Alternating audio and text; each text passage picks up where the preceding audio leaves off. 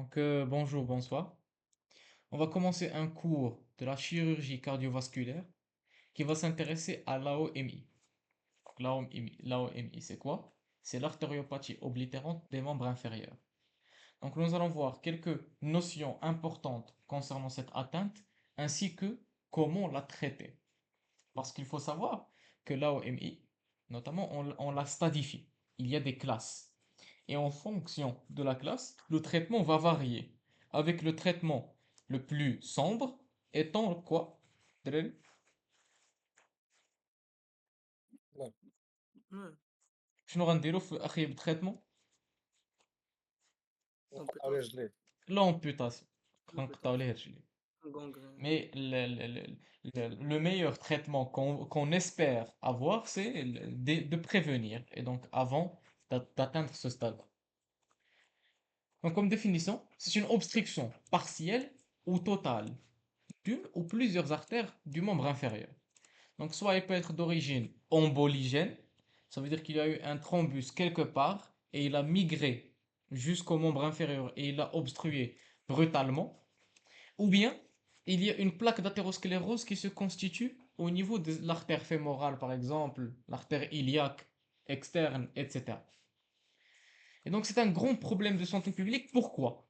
Parce que vous allez voir beaucoup de personnes qui sont hospitalisées, lorsque vous allez demander, est-ce que vous fumez? Oui.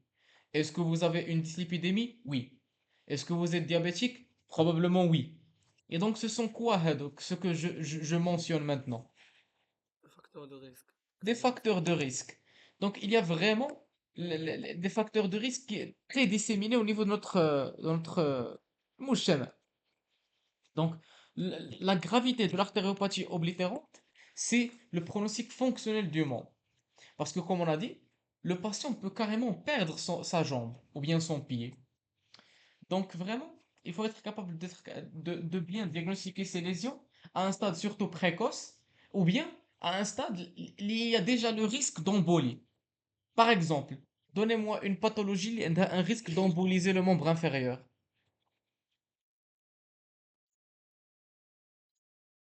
Le varice. Non. Thrombose veineuse. Les varices, c'est Thrombose surtout, voilà, thrombose veineuse, et c'est autre chose. Les varices, c'est les veines superficielles, هانيين. Les veines profondes, هما اللي خايبين. مرض السيستم. thrombose veineuse نعم. AV. مرض السيستم. Maladie de système, c'est possible, oui. Les maladies de système peuvent brutalement, اوكي. les vascularites brutalement, très bien. Sinon, les insuffisances et les arythmies cardiaques. La fibrillation atriale, مم. ça peut donner un caillou qui peut migrer. Rappelez-vous, on avait dit, s'il migre au niveau du cerveau, c'est l'AVC ischémique. S'il migre au niveau de l'intestin, c'est l'ischémie mésentérique. S'il migre au niveau du membre inférieur, c'est l'ischémie aiguë du membre inférieur. Voilà. Donc la prévalence, elle est assez élevée. Elle augmente surtout avec l'âge, due aux comorbidités, soit le diabète, dyslipidémie, etc. Et la mortalité est très élevée. Pourquoi? Parce que comme on a dit, l'AOMI, elle ne vient pas seule. Elle vient avec plusieurs pathologies, donc les comorbidités. Et donc si c'est pas l'AOMI qui est grave, probablement ces comorbidités vont décompenser avec le temps. Et donc la mortalité est très élevée, elle est de l'ordre de 50% à 15 ans. Et donc c'est pour ça qu'il faut faire très attention. Si nous avons une AOMI avec une coronaropathie, si nous avons une AOMI avec des lésions carotidiennes, donc هذوك يكونوا polyfocales, plusieurs foyers d'athérosclérose qui menacent le pronostic vital. Parce qu'à n'importe quel jour, rappelez-vous le cours de l'athérosclérose, cette plaque peut faire quoi? Rupture. Rupture. Se rompre, s'ulcérer. Et donc ça va induire la thrombinoformation et brutalement occluser l'artère. Voilà. Donc, comme rappel, les facteurs de risque, il y en a plusieurs. Le tabac, diabète, l'âge avancé, l'obésité, dyslipidémie, sédentarité, hypertension artérielle. Je, je ne vais pas répéter ça à chaque fois. Donc, l'évolution de l'AOMI, comme on a dit, il y avait deux origines. Soit une embolie, ou bien une sténose directement sur l'artère du membre inférieur. Et donc, la sténose, c'est très probablement une plaque d'athérome qui se développe avec le temps. Et donc, c'est une évolution surtout silencieuse. Et c'est là où on va parler d'une classification spéciale. La classification de Leriche et Fontaine. Classification très importante. Parce il faut, c'est à partir de cette classification qu'on va se baser sur le traitement. Une AOMI de stade 1 n'a pas le même pronostic et traitement qu'une AOMI de stade 4. Donc, le sténose va induire quoi? Une diminution d'apport d'oxygène. Et donc, on va avoir l'ischémie, le début de l'ischémie. L'ischémie au début chronique, et au niveau du stade 4, c'est l'ischémie aiguë, avec la nécrose, etc. Donc, sténose artérielle, thrombose artérielle, embolie, oblitération. Et donc, ça va diminuer le débit et nous donner l'ischémie. Et c'est l'ischémie tissulaire. Le premier constituant que ça touche, c'était les nerfs. Et le moment où ça commence à toucher la peau, ça devient irréversible. Voilà. ياسين Oui. زربتي على اسمح هذوك لي الشيمات. Là, هاد الشيء ما كيقول لك زعما غير ce qui peut se passer.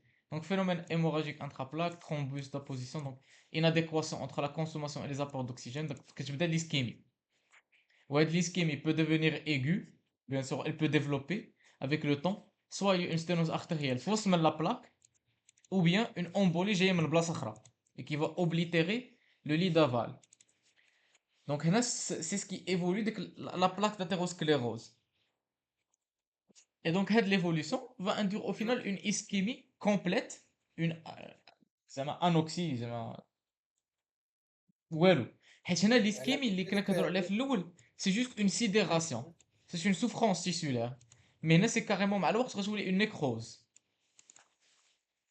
Le début de la على plaque, ماشي ديك il ah l'équation entre la conformation l'apport dû à sténose ou dû à l'embolie ou thrombose. là, la sténose ce n'est pas هي le thrombose. La sténose, c'est une diminution du calibre دونك de la كاملين lumière. Voilà. وي وي كاملين غيعطيوك inadéquation entre la Ah, consommation et les apports de l'eau. mais وحده غدير لك ان l'apport il est diminué. La thrombose va donner zéro apport. C'est comme le syndrome coronaire chronique et le syndrome coronaire aigu au niveau des membres inférieurs. Le chronique, c'est le tissu cardiaque, il est toujours viable. Et c'est pour cette raison que la classification de Lerich et Fontaine, les Ranchoufou, c'est quel stade la claudication intermittente des membres inférieurs? Stade 2. 2 2 4. اه 2 2 Quelle année? تخيل جون Oui. 2 تنعاودو نشوفوها. Donc c'était les mêmes manifestations تقريبا. Une sténose, il diminue le calibre de la lumière, donc ça diminue l'apport. Et donc avec l'apport n'est pas suffisant pour l'effort مثلا. Mais il peut induire des troubles trophiques avec le temps, داكشي كامل الآخر, mais ce n'est pas de la nécrose. Il n'y aura pas encore de la nécrose. Par contre, une oblitération brutale par une embolie ou bien une thrombose, هذه غدير لك l'ischémie et nécrose. C'est bon? Ouais. Voilà. هاد l'ischémie, bien sûr, إذا كانت une lésion évolutive avec des sténoses et autres, le corps peut commencer à développer des collatérales. Rappelez-vous, coarctation de l'aorte. Et bien sûr, l'aorte abdominale, elle sent qu'elle a moins de sang, elle le ressent. Et donc, elle va faire appel à des collatérales par les artères intercostales. Les artères, ouais. Et là, c'est à peu près la même chose. Si nous avons une ischémie au niveau du membre inférieur, le corps humain le membre inférieur va commencer à développer des collatérales depuis des artères qui sont bien perfusées, perméables, l'imziani. Le développement de la circulation collatérale est favorisé par la marche et l'exercice physique. Et donc, ça peut stabiliser l'artériopathie oblitérante. Mais bien sûr, puisque le patient, il est tabagique, il est diabétique, il est obèse, il est sédentaire, il est tout ça, tout ça, tout ça. Donc, ça ne permet pas de stabiliser, de développer la circulation collatérale. Et donc, ça va aggraver son ischémie avec le temps. Donne-moi juste ce qui est possible. C'est pour cette raison qu'on va demander au patient, si c'est possible, de faire un exercice physique, la marche, etc. C'est bon? Ouais.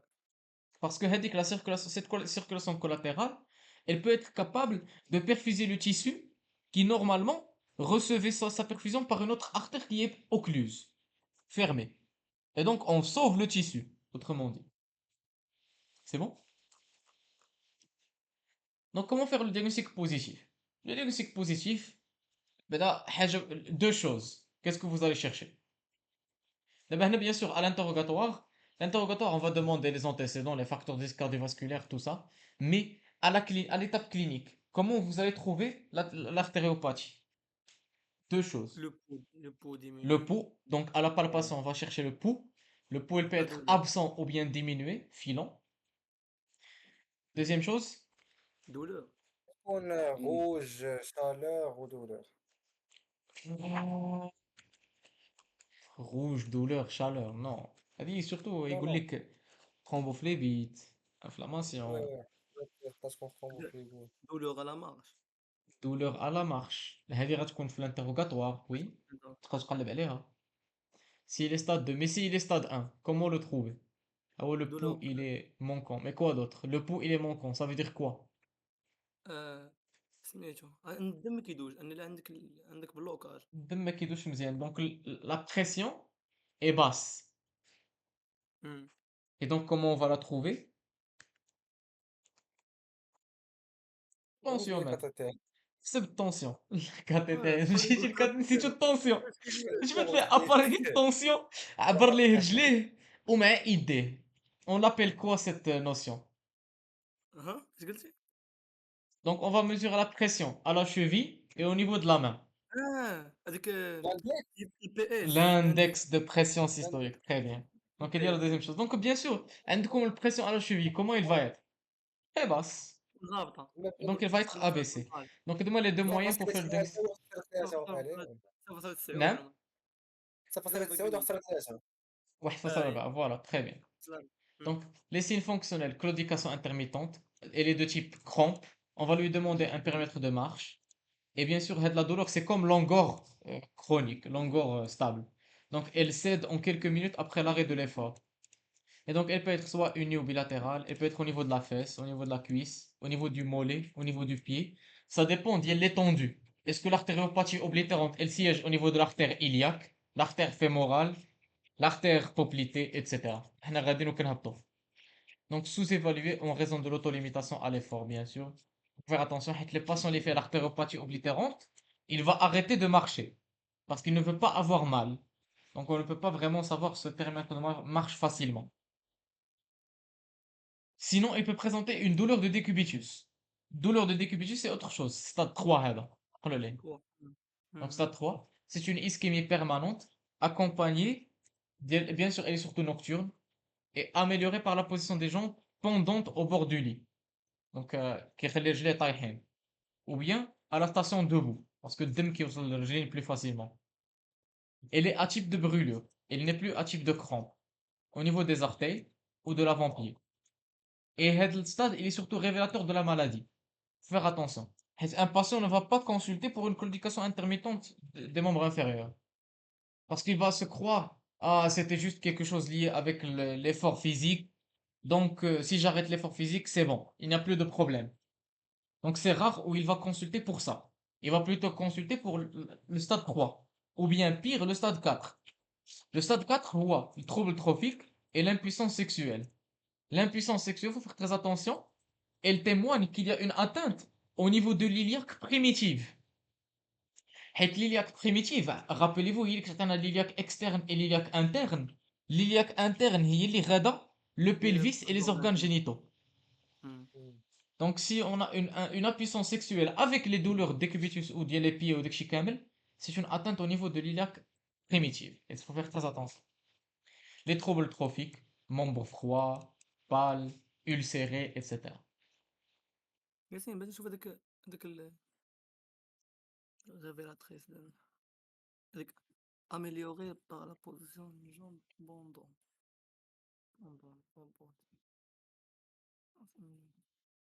ياسين ولا قبل ما الصباح اللي كانت بيريمتر دو مارش ياك Ah, صافي. le stade 2, lié à la claudication intermittente des membres inférieurs. Donc, les signes physiques, à l'inspection, on peut voir les signes d'insuffisance artérielle, le membre inférieur décoloré, pâle, marbré,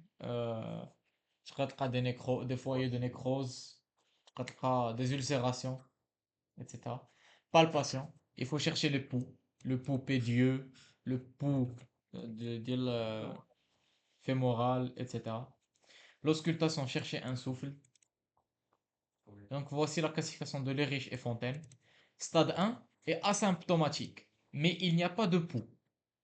Et donc le stade 1, il peut être révélé soit par l'absence de pouls ou bien par l'index de pression systolique. Tu vas voir ABC. Le stade 2, bien sûr, le stade 1, il veut aussi dire infraclinique. Ça veut dire que tu ne vas rien voir, rien trouver cliniquement. Le stade 2, c'est la claudication intermittente d'effort. Donc, soit le périmètre de marche, il peut être soit faible ou là élevé. Et donc, on distingue de A et de B. Et donc, il y a l'ischémie d'effort, longueur d'effort. مم. Maintenant, stade 3, c'est la présence de douleur au repos. Donc, c'est l'ischémie critique. Et stade 4, c'est la présence de troubles trophiques ou bien des gangrènes. C'est l'ischémie critique. Donc, lorsqu'on comprend la stadification, on comprend rapidement quels sont les traitements qu'on peut proposer avec le temps. C'est en fonction des stades. Le stade 1 et 2, alors l'état du patient est un peu stable. Donc on peut corriger les comorbidités, stabiliser Hadouk, donc diabète le stabiliser, équilibrer, etc. Prescrire un peu de marche, etc. Par contre, le stade 3 et 4, on va opter pour quelque chose de plus invasif. Le pontage, l'endartérectomie, donc de l'embolie ou le blocage, etc. Donc voici des images des ulcères, ulcération. Aussi des images des troubles trophiques avec des gangrènes, une nécrose, un ulcère, nécrose, on va amputer cette région. Donc une notion très importante, c'est de mesurer la pression artérielle, l'index de pression systolique surtout. L'index de pression systolique, c'est quoi? C'est la pression au niveau de la cheville et au niveau du bras. Et donc, sur la pression au niveau du bras.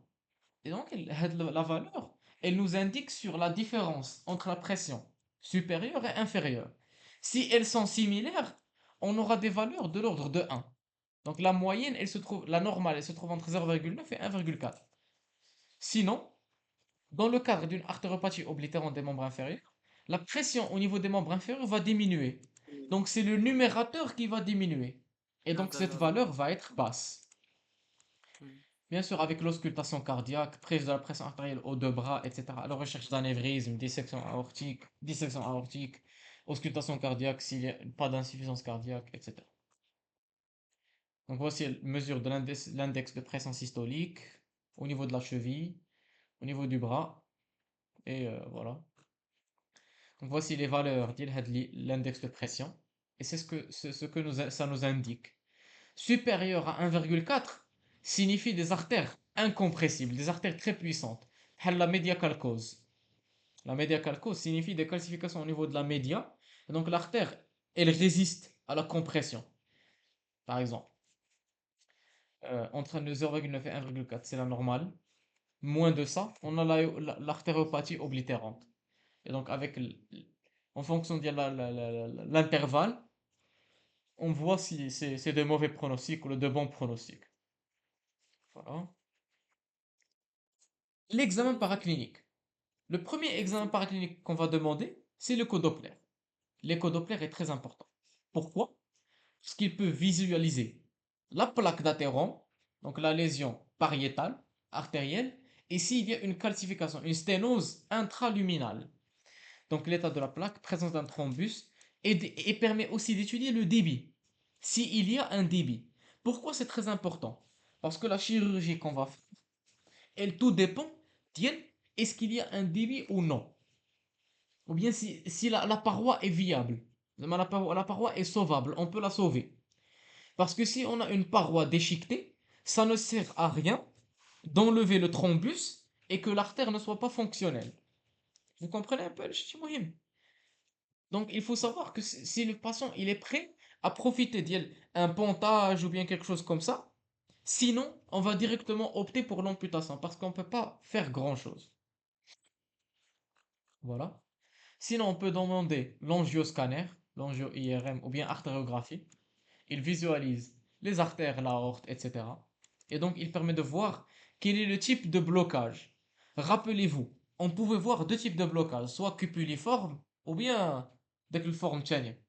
Et donc, ça pouvait nous indiquer s'il s'agissait d'une embolie ou bien s'il s'agissait d'une plaque elle-même rompue, plaque ulcérée. Donc, est-ce qu'il y a des exemples? Voilà, نشوفهم دابا شوية. Donc, il faut surtout préciser où se trouve la lésion. Est-ce qu'il y a un blocage au niveau proximal ou distal? Parce que s'il y a une lésion distale, ça veut dire que le pontage est possible.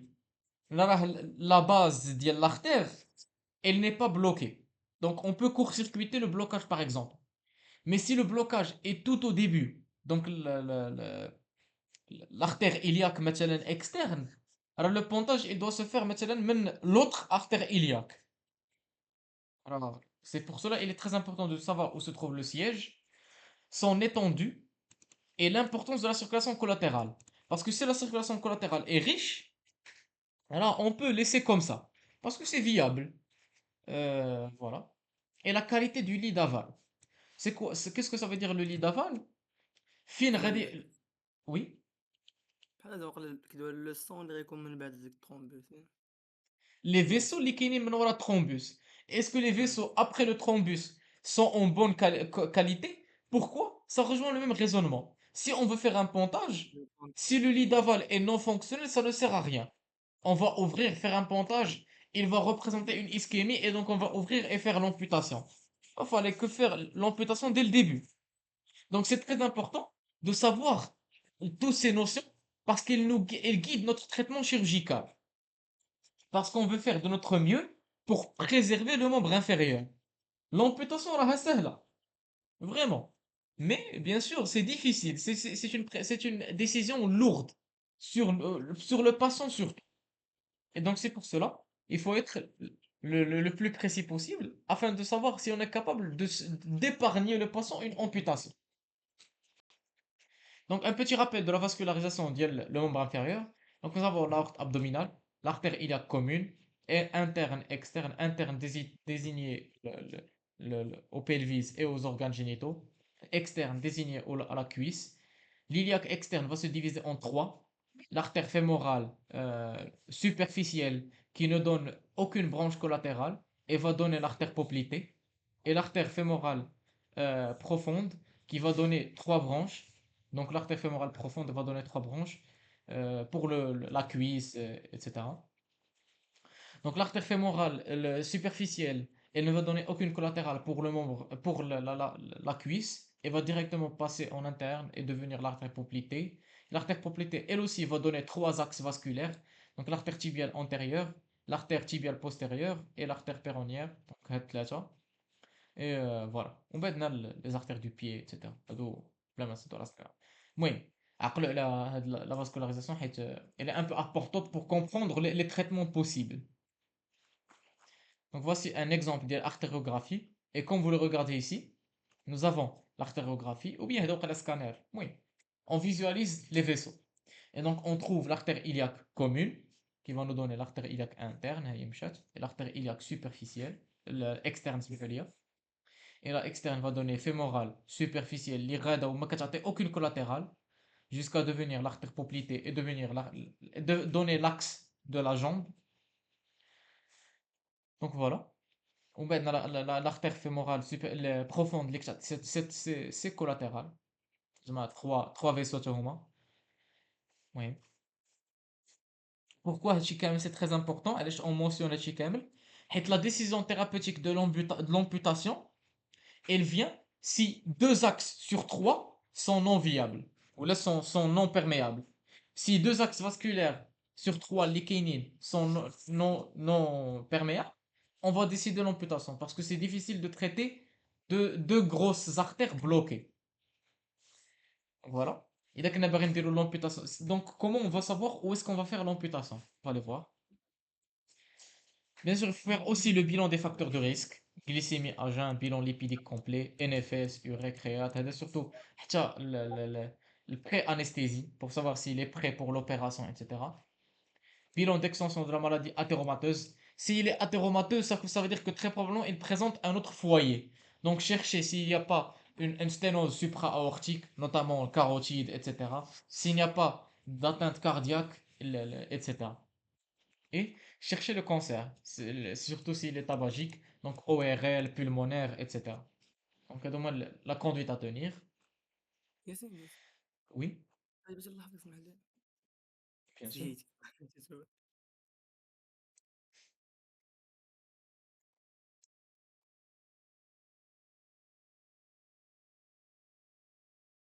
هنا كنت قلت غير on va visualiser les vaisseaux et c'est très important. Pourquoi? Parce que ça va guider notre thérapeutique.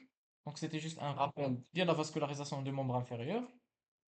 Et en fonction des résultats qu'on va obtenir, on va décider quoi faire.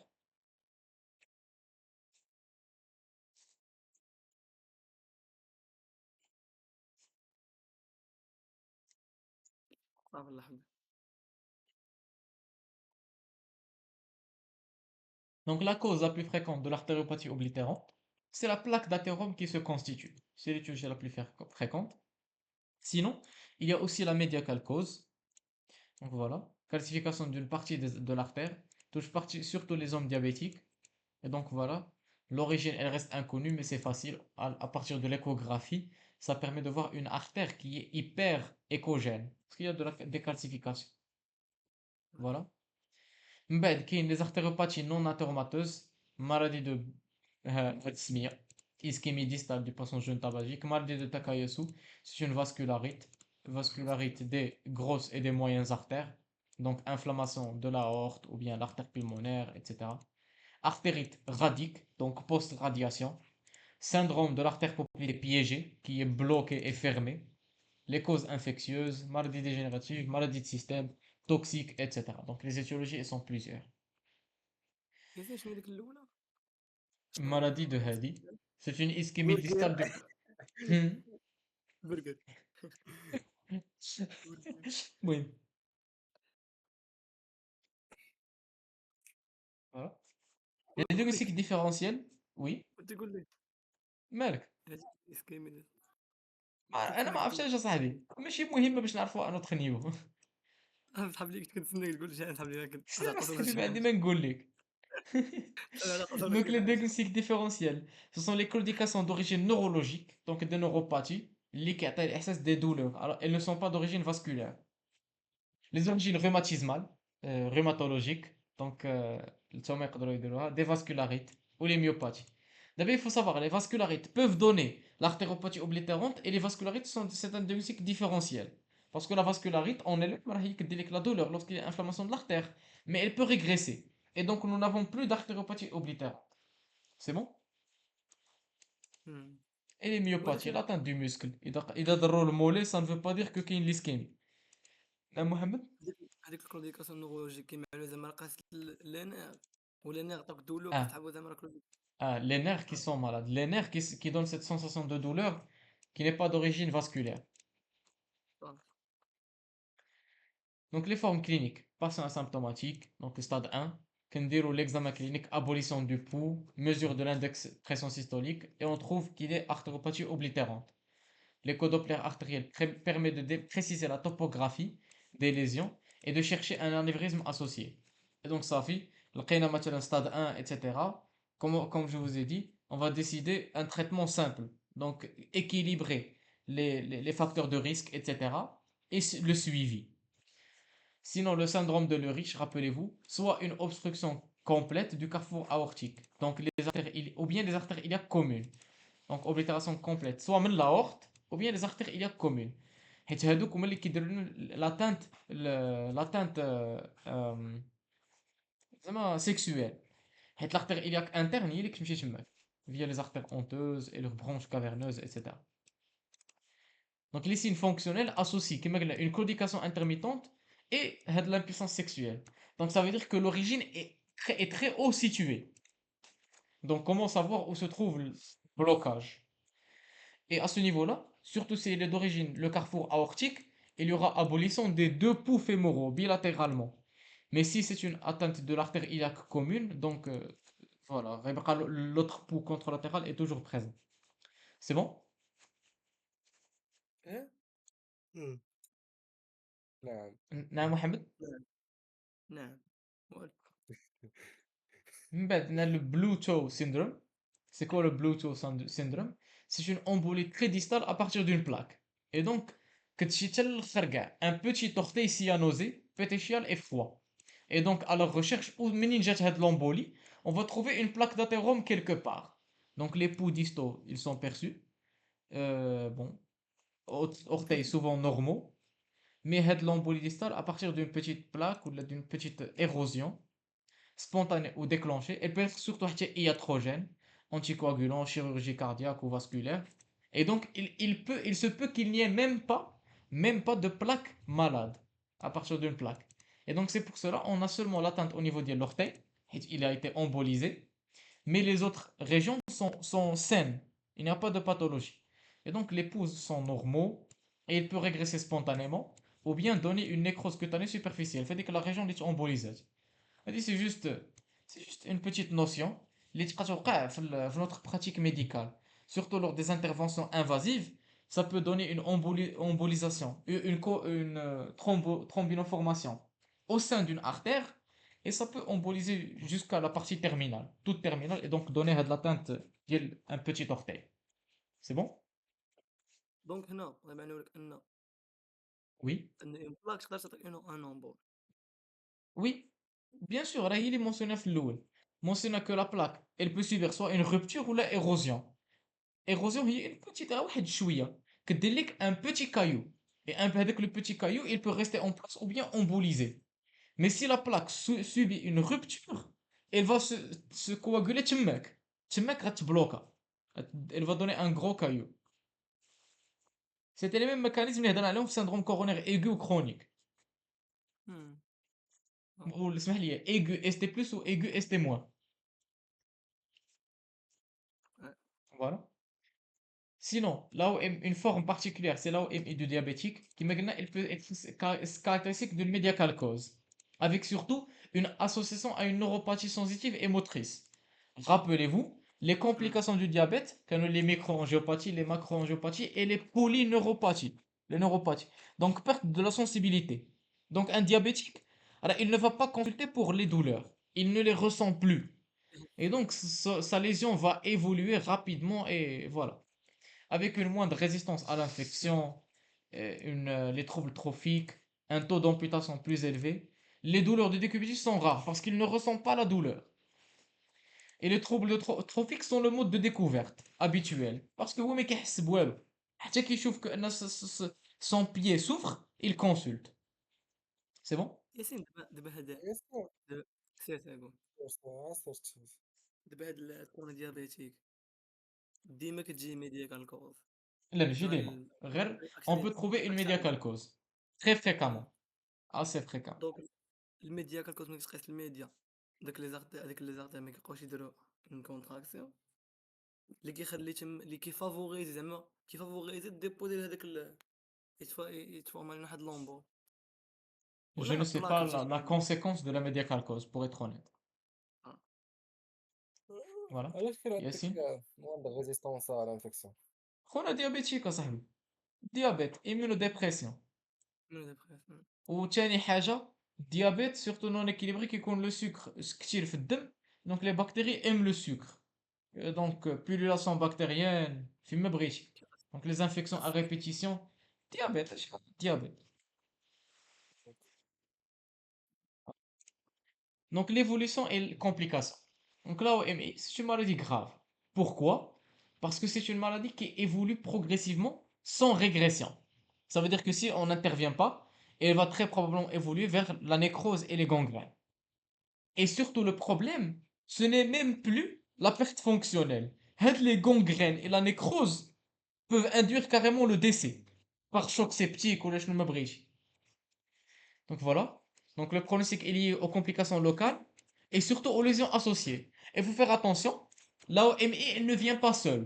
Elle vient sur un terrain de cardiopathie, etc. Et donc, ça veut dire qu'il n'y a pas seulement l'artériopathie qu'on doit chercher. On doit aussi chercher les autres lésions. Maintenant, une atteinte cérébrale. Mais si cérébrale, ça des carotidiennes.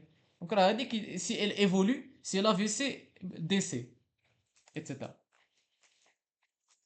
Donc les complications, embolie artérielle, ischémie aiguë, anévrisme de l'aorte et complications cutanées.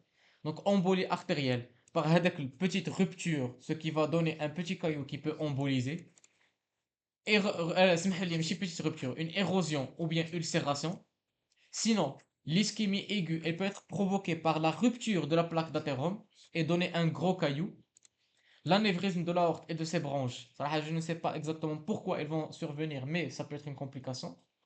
Et les complications cutanées, notamment les troubles trophiques et les fanères, donc les ongles cassants, etc. Donc, هذاك لانيفريزم سويت الترومبوز ولا البلوكاج كيدير على العضلة. ah, je vois. Immédiatement, on avale le blocage, يقدر يكون un anévrisme. واش Donc, اون pour نامون conclure, نعم, اونامو اون نامون on avale. Je dirais on avale ça. On avale. قبل Coarctation de l'aorte, rétrécissement aortique. Immédiatement, من ورا هذاك الستينوز كتكون ديك لا ديلاتاسيون. هادشي علاش قلت في راسي سي بلوتو اون افال. لا كواركتاسيون ماشي زعما هي هادي Voilà, c'est à peu près la même chose, non? تقريبا. ما المهم نظنش لومبوليس المهم بالمالينيا anévrisme quelque part, soit en amont ou en aval, c'est ce confirmé ou non. Donc pour conclure, l'artériopathie oblitérante est une atteinte assez fréquente, mais surtout, elle est très grave. Le problème, c'est pas juste la perte fonctionnelle, c'est un grand problème, bêta, mais non seulement. Elle survient surtout sur un terrain polypathologique. Donc la prise en charge de ces patients, elle est assez difficile. Surtout que quelqu'un diabétique, mal équilibré, quelqu'un tabagique chronique, donc il ne supporte pas la chirurgie, etc. Donc c'est vraiment un cas difficile. C'est pour cette raison que le diagnostic doit être fait à un stade précoce afin d'être capable de bien traiter le mouchkil. Parce que sinon, les complications, elles sont graves, comme on vient de le mentionner, et qui peuvent surtout menacer le pronostic vital. Voilà. Chez qui dépister une artériopathie oblitérante, n'importe qui a une cardiopathie, n'importe qui présente un facteur de risque cardiovasculaire, il faut la dépister. Quelqu'un de la famille qui présente un chikamel, il faut le dépister aussi. Et l'âge avancé. Donc, il faut chercher une atteinte cardiovasculaire, en général, mais pas seulement l'artériopathie oblitérante des membres inférieurs. Il faut aussi chercher les troncs supra-aortiques, donc palper les poux, auscultation, pression, etc.